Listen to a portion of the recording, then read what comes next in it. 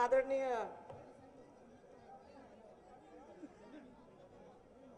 बैठ जाओ एक मिनट के लिए प्लीज, है ना, बैठ जाओ एक मिनट के लिए, बैठ जाओ। आदरणीय शरद जी जो हमारे एनडीए के सम्माननीय संयोजक हैं, आदरणीय लोकसभा के विपक्ष की नेता श्रीमती सुषमा स्वराज जी, शिवसेना के माननीय शरद कुलकर्णी जी, शिरोमणि अकाली दल के माननीय श्री मनजीत सिंह जी, माननीय डॉक्टर हर्षवर्धन जी जो मेरे साथ प्रभारी हैं हरियाणा के, श्री कृष्णपाल जी गुर्जर जो प्रदेश अध्यक्ष है हरियाणा के और जो यहां से लोकसभा का चुनाव लड़े कैप्टन अभिमन्यु सिंह जी, मंच पर उपस्थित सब भारतीय जनता पार्टी के शीर्ष नेतृत्वगण और भारतीय जनता पार्टी के इतनी बड़ी संख्या में आए हुए सब कार्यकर्ता बंधु, आप लोग सबको मैं सबसे पहले प्रणाम करना चाहती हूं। हरियाणा की इस धरती को मैं नमन करना चाहूंगी। संत सूरदास जी की इस माटी जिस पे व्यास जी ने महाभारत लिखी थी, जहां राजा नाहर सिंह जी और राव तुलाराम जी क्रांतिकारी पैदा हुए थे और किसानों के नेता सम्मान्य स्वर्गीय चौधरी छोटू राम जी जैसे लोगों ने इस हरियाणा को गौरवान्वित किया था, ऐसी इस भूमि के 21 जिलों से आए हुए भारी संख्या में भारतीय जनता पार्टी और एनडीए के सब कार्यकर्ता बंधु, आप लोग सबको मैं बहुत बहुत सम्मान और आदर के साथ प्रणाम करना चाहूंगी। राजस्थान और हरियाणा को मैं जुड़वा भाई मानती हूं। एक लंबी सीमा है। हमारे दोनों प्रदेशों के वीरों ने इस देश के गौरव को बना के रखा है। हम सब के लिए हंसते हंसते हमारे कई जवानों ने अपनी जान दे दी और उसके साथ साथ सीमा के कभी उस पार कभी इस पार हम लोग आते हैं जाते हैं। हमारी रिश्तेदारियां हैं, हमारे काम है, हमारा रोजगार है, इसलिए एक ही समझो एक परिवार समेत है। मैं मानती हूं कि हरियाणा और राजस्थान में ज्यादा फर्क नहीं है। हम लोग सब एक परिवार के लोग यहाँ बैठे हुए हैं। और जब हरियाणा में मुझे पार्टी ने प्रभारी का नाम देके यहाँ मुझे सौंपा तो मुझे बड़ी खुशी हुई कि आप लोगों की भी सेवा राजस्थान के साथ मुझे करने का इतना बड़ा मौका मिलेगा। सबको बहुत बहुत धन्यवाद। 7 वर्ष पहले जब मुख्यमंत्री बनने का मुझे राजस्थान में मौका मिला और जो शपथ लेने का समय आया तो उस शपथ के साथ साथ मैंने सेवा की भावना व्यक्त करते हुए सबको कहा कि मैं वादा करती हूं कि राजस्थान की जनता की सेवा करने का काम हम करेंगे। ऐसा मौका कभी नहीं आएगा राजस्थान के अंदर जब आप लोगों की इज्जत के ऊपर किसी किस्म की आंच आएगी और आप लोगों को कभी नीचे देखने की जरूरत होगी। इस वादे को पूरा करने की हम लोगों ने 5 साल में कोशिश की। आज मैं आप लोगों से हाथ जोड़ के निवेदन करना चाहती हूं कि सब लोग चारों ओर देखें, जहां जहां जिन प्रदेशों के अंदर भारतीय जनता पार्टी के मुख्यमंत्री हैं, उन प्रदेशों के अंदर इस वादा को पूरे करने का काम उन मुख्यमंत्रियों ने किया है कि नहीं किया। आप देख लीजिए, जहां भी देखोगे आप देखोगे कि उन मुख्यमंत्रियों ने अपने 5 साल के अंदर, अपने 10 साल के अंदर अपनी जनता को आगे बढ़ाने का काम और अपने प्रदेश के अंदर विकास का काम उन्होंने जरूर किया है, उसको उन्होंने पूरा भी किया। 63 वर्ष इस लोकतंत्र के गुजर गए, जिसमें से करीबन 10 या 12 साल ऑपोजिशन का हुआ होगा, नहीं तो करीबन 50 साल तो कांग्रेस लगातार राज में आई। क्या इस देश का कबाड़ा किया है वो आप लोग अच्छी तरह से देख सकते हो। एक तरफ 10 साल के अंदर गुजरात में विकास, मध्य प्रदेश के अंदर विकास, छत्तीसगढ़ के अंदर विकास, भारतीय जनता पार्टी के प्रदेशों के अंदर विकास, और एक तरफ कांग्रेस की लूटमार, और जिस तरीके से उन्होंने तबाह करके रख दिया इस पूरे देश के अंदर, 50 साल कहां से कहां यह देश पहुंच सकता था और आज की स्थिति क्या है। मैं निगाह हरियाणा के अंदर ही आपको लाना चाहूंगी। पिछले 45 वर्ष के अंदर 30 साल कांग्रेस का राज, 10-12 साल को छोड़ के, और इसके अंदर सिर्फ बिजली की तरफ अगर निगाह डालें तो यहां किसान भी आए होंगे बहुत भारी संख्या में। मुझे याद है कि राजस्थान के अंदर जब पहले पहले हम लोगों ने बागडोर संभाली तो एक लाइन के ऊपर किसानों की भी बिजली जाती थी और घरों की भी डोमेस्टिक बिजली भी उसी लाइन पे जाती थी।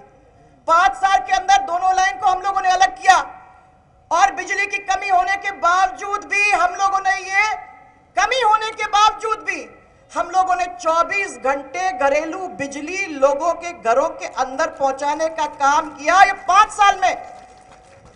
और यह सब लोग बैठे हुए हैं, राजस्थान से बहुत आना जाना आप लोगों का है तो आप लोगों ने पता भी कर लिया होगा। मैं ये पूछना चाहती हूं कि दिल्ली के पास लगा हुआ हरियाणा, छोटा सा प्रदेश हरियाणा, आज भी एक ही लाइन पर किसान की बिजली भी देता है और घरेलू बिजली भी देता है। 8 घंटे बिजली मिलती है और वो भी कट कट के। और मैं ये पूछना चाहती हूं कि इतने छोटे प्रदेश को क्या ये 50 साल में आगे नहीं ले जा पाए? सड़क की तरफ निगाह डालिए, अभी रोहतक के सड़क से हम चले आ रहे हैं। कितने दिन हो गए, ये रोहतक की सड़क नेशनल हाईवे है और नेशनल हाईवे की क्या हालत है वो आप लोग देख लीजिए। कितना समय लग गया इस नेशनल हाईवे को ठीक करने में। और पलवल का नेशनल हाईवे जो है वो तो अभी भी कागजों में है, आगे बढ़ा ही नहीं है। बढ़ा है क्या? आगे बढ़ा है पलवल के नेशनल हाईवे? यहाँ के नेशनल हाईवे को आपने देख लिया, पलवल की हाईवे को देख लो तो अभी कागज में है, अभी लगेगा समय। मैं आपको यह कहना चाहती थी कि जब बिजली का मुसीबत है, आपके रोड की मुसीबत है, तो मैंने यहाँ गांव वालों से किसी से पूछा, मैंने कहा तुम्हारे गांव में तो रास्ता आ गया होगा, पीएमजीएसवाई के अंदर इतना पैसा आता है, पैसे की कमी है नहीं, तो आपको काहे की मुसीबत है? उन्होंने बोला कि ना रास्ता हमारे इस गांव में आता है, ना शहरों की सड़क की हालत आप लोग देख लीजिए। ये पीएमजीएसवाई का पैसा आने के बावजूद भी ये स्थिति है। आपको याद दिलाऊंगी अटल बिहारी वाजपेयी जी का समय, वादा किया, उस वादा को उन्होंने पूरा किया। चलो चलते हैं महानरेगा की तरफ। बहुत हल्ला करके महानरेगा की 40,000 करोड़ को हम गांव गांव में पहुंचाएंगे, उन गरीबों को वो पैसा देंगे जो गरीब बेचारे जिनके पास पैसा नहीं है। अभी अंबाला का किस्सा है, अंबाला के किस्से में 27 करोड़, मैं बड़े वाले उसमें नहीं जाती, छोटी स्थिति, खाली 27 करोड़ और वो भी आपके जंगलात विभाग की किसी ने जाके कंप्लेंट की, एडिशनल कलेक्टर साहब ने उसकी जांच करवाई। उसकी जांच में क्या निकला? अंबाला के लोग यहां बैठे होंगे, ये निकला कि काम नहीं हुआ, जॉब कार्ड फर्जी, मास्टर रोल मेंटेन नहीं, 18 करोड़ नगद किसने कहां से ले लिया ये किसी को नहीं मालूम। जबकि महानरेगा के अंदर आप करोड़ों रुपया या पैसा निकाल नहीं सकते हो, फिर भी पैसा निकाल लिया। पौधे लगाए, पौधे नहीं, जमीन का जिसका नाम था कि इस जमीन के ऊपर पौधे लगाया जाएगा, वो जमीन नहीं, ना मटेरियल का हिसाब, ना लेबर का हिसाब। ये 25 करोड़ की बात कर रहे हैं, 600 से ज्यादा आपके जिले हैं पूरे देश के अंदर और पूरे देश में ये महानरेगा काम कर रही है। आप 25 करोड़ का हिसाब लगा ले तो 15,000 करोड़ कहीं नहीं गए। 40,000 करोड़ में से 15,000 करोड़ तो जेब में। अब बताइए कि इसमें आपका है इंदिरा आवास की स्कीम, इसमें प्रधानमंत्री राष्ट्रीय बीमा योजना, ये सब योजनाओं के साथ वही परिस्थिति बन रही है। जब आप पूछते हैं कि आपके क्षेत्रों में क्या हो रहा है, तो कागज पर पेंशन मिल रहा है, कागज पर बीपीएल कार्ड है, कागज पर आपके राशन कार्ड मिल रहे हैं, कागज पे कनाल आपकी बन गई, कागज के ऊपर छात्रवृत्ति मिल रही है, कागज के ऊपर किसानों को खाद और बीज मिल गया, कागज के ऊपर किसानों को ऋण मिल गया, परंतु असलियत तो यह है कि सब बेचारे गड्ढे में पड़े हुए हैं। हाँ, एक मजा लूटा जा रहा है, भूमि अधिग्रहण बनाने में बहुत बड़ा घोटाला गुड़गांव के अंदर तो चल ही रहा है। दिल्ली के आसपास लगा हुआ क्षेत्र है, सब लोग जानते हैं अच्छी तरह से। परंतु मैं ये पूछना चाहती हूं कि फतेहाबाद में अंबाला के अंदर किसान मरे और इसी भूमि अधिग्रहण पॉलिसी के ऊपर इनके मंत्रियों ने उंगली उठाया। और मैं ये कहना चाहती हूं कि सहज की जमीन ली गई किसानों से, बेचारे गरीबों से, और उस सहज की जमीन के ऊपर कई ऐसे सहज है जहां एक ईंट नहीं लगी है। वहां से उठ के आपके जो भी इंडस्ट्री है गुजरात की तरफ जाने लगी है। और मैं ये आप लोगों से पूछना चाहती हूं कि रोजगार कितनों को मिला इस रोहतक के अंदर जहां ये एशियन पेंट्स लगा है, उसी में बहुत कुछ मिल जाता। बताओ कितना मिला? बहुत मिल गया होगा। अभी मैंने देखा कि रोजगार कार्यालय के अंदर करीबन 2 लाख नाम की एंट्री है और 56% ज्यादा आपके सरकारी आंकड़ों के अंदर आपके रोजगार का बढ़ गया है। अब बताइए कहां से रोजगार मिलेगी? सरकार एक काम जरूर करती है, जब भी कांग्रेस की सरकार आती है तो महंगाई जरूर बढ़ जाती है।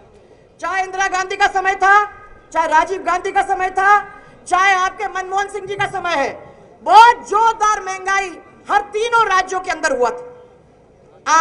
इसमें इतनी गति हो जाती है कि बेचारा आम आदमी को यह नहीं समझ में आता कि मैं कल की रोटी कहां से लाऊंगा। इसके साथ साथ ऐसे ऐसे कार्यक्रम चलाते हैं ये कि जिन कार्यक्रम के अंदर आप लोगों को, गरीब आदमी को कुछ नहीं मिलता। और मैं ये कहना चाहती हूं कि इस महंगाई के अंदर जो आदमी टूट चुका है, जहां पेट्रोल और डीजल किसको नहीं मिल रहा है, ऐसी स्थिति के अंदर और कहां तक हम लोग इसको सहेंगे, ये मैं आप लोगों से पूछना चाहती हूं। क्या हुआ? ये आंधी चली है, ये वो आंधी है जो मनमोहन सिंह जी को और उनके साथियों को, ये प्रकृति ने करके आप लोगों को दिखाया है। इस महंगाई और भ्रष्टाचार के खिलाफ जो आंधी चल रही है, वो हरियाणा के लोग भी, मैं मान चाहती हूँ कि सब लोग मिलकर साथ देंगे और उसकी सरकार को उखाड़ के फेंकने का ब्यूगल बजाएंगे।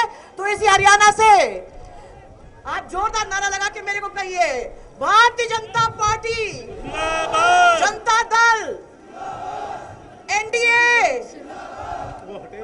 आप लोग सबको मैं विश्वास दिलाना चाहती हूँ कि ये तो शुरुआत है। हम लोग सब मिलके ये काम आज चालू करवाएंगे, जिस काम के अंदर आगे चल के इस सरकार को हटाने का काम आप और हम मिलके करेंगे। आप सबको बहुत बहुत धन्यवाद देना चाहती हूँ। सबको बहुत बहुत धन्यवाद।